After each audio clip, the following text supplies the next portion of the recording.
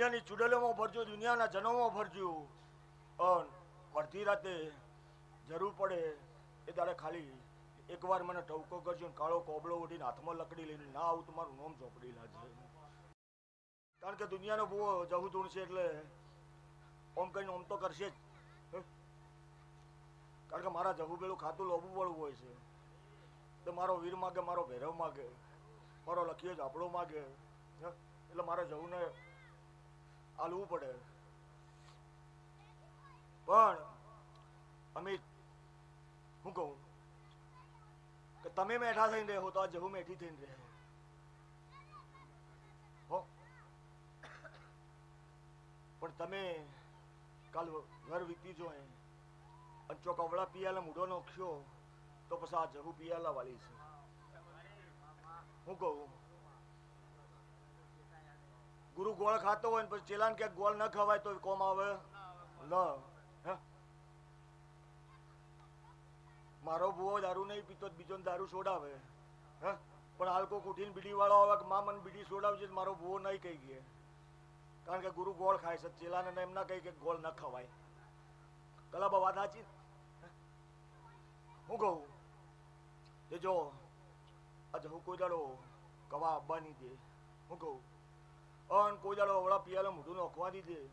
પણ ભાઈ સંભાળજો એને, કંઠીરનું જાળું છે, અવળા કોટોની માતા છે, તે જાજો હવળા અહીં તારજો હારા છે. પણ અવળા થઈ જાય ત્યારે એને કાઢવા કાઠા પડે છે. એના કોઈ દાડો કંઠીરનું જાળું વળજેલું વખડતું નહીં. એટલે આ કંઠીરના જાળાને ખૂબ સાચવજો ભાઈ. શું કહું તે જેવી જહુ છે એવી સિકોતર છે, અને જેવી સિકોતર છે એવી સધી છે, અને એવી ને એવી અખત ઝાપડીએ છે. તે કોઈ કમ નથી. હું કહું કોઈ કમ નથી.